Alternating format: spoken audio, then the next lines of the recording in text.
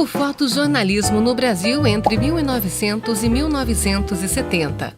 Em 20 de maio de 1900 foi publicada a primeira fotografia impressa em uma revista do Brasil, a Revista da Semana. A fotografia impressa mostrava a missa campal em comemoração ao 4º centenário do descobrimento do Brasil.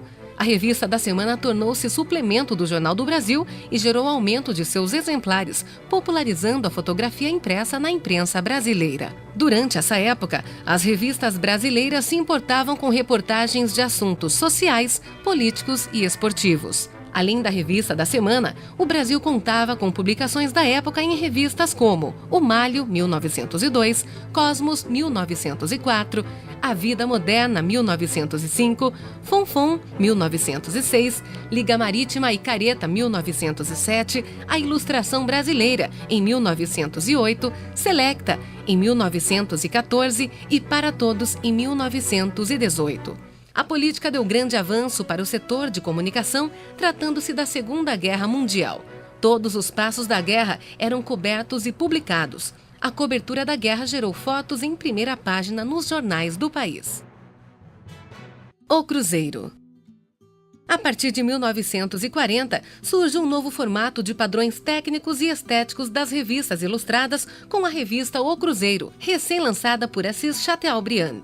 A revista O Cruzeiro foi o grande momento para o leitor brasileiro, porque até então os jornais e as revistas e o próprio Cruzeiro vinham muito simploriamente ilustrando as suas matérias, em termos de quantidade, de qualidade, de formato. Então não havia para o leitor aquela foto explodida de página inteira.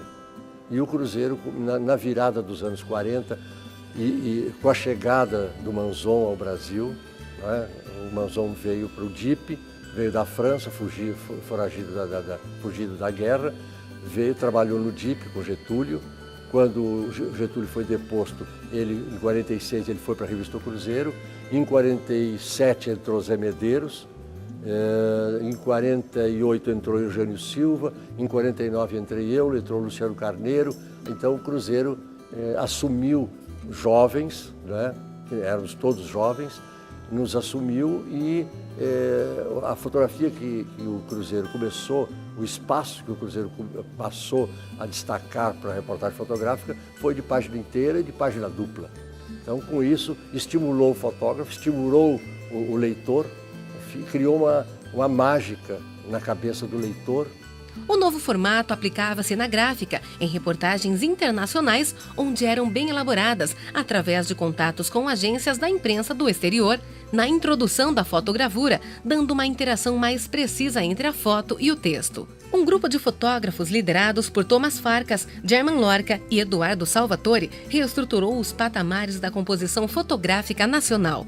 Interligados com artistas plásticos pouco ortodoxos, remanescentes do modernismo de 22, propondo novos tipos de abordagens nas composições e criando uma nova estética, incorporando composições desequilibradas, com rimas plásticas e fatos que refletiram quase que imediatamente no fotojornalismo nacional, liberando definitivamente os fotojornalistas das amarras da composição tradicional.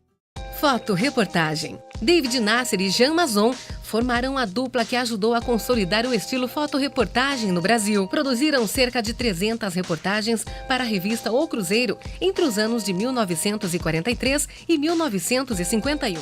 José Medeiros, Flávio Dan, Eugênio Silva, Indalécio Vanderlei, Erno Schneider e Alberto Jacob são outros nomes que contribuíram para a consolidação da memória fotográfica no Brasil. Na época, os fotojornalistas que trabalhavam para a revista O Cruzeiro eram considerados e tratados como artistas famosos, que ao andarem nas ruas, chegavam a dar autógrafos. O Cruzeiro deixou uma marca não só no fotojornalismo nacional, mas em todo brasileiro que teve acesso a ela. A revista é até hoje o veículo do gênero com a maior longevidade no Brasil, fundada em novembro de 1928 e editada até julho de 1975, ininterruptamente somente de 1943 a 1975. Segundo Boni, a revista O Cruzeiro foi o que havia de melhor no fotojornalismo brasileiro. Revelou e consagrou muitos nomes, inovou no estilo, na qualidade e na proposta editorial, batendo recordes históricos da tiragem e virando referência. Revista Realidade. O surgimento da televisão causou um forte declínio nas revistas. As pessoas passaram a adotar a televisão como grande veículo de comunicação visual de massa. Eis que surge, nesta mesma época, a primeira revista da editora Abril, A Realidade. O formato da Realidade era inovador nas reportagens e na estética.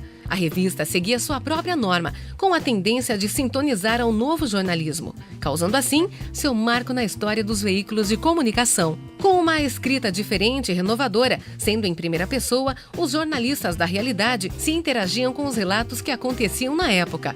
A participação dos jornalistas com os acontecimentos era fundamental. A popularidade da Realidade foi tanta que em 4 meses de existência já tinham sido vendidos mais de 450 mil exemplares. Suas publicações tinham a quem atingir. As reportagens eram bem produzidas e extensas. Por ter sua total liberdade, a revista acabou causando incômodo nas autoridades militares da época. Em sua edição de número 10, Mulher Brasileira Hoje, a revista trazia em uma de suas reportagens a imagem de uma grávida em parto, com as pernas abertas, onde a cabeça do bebê estava à vista.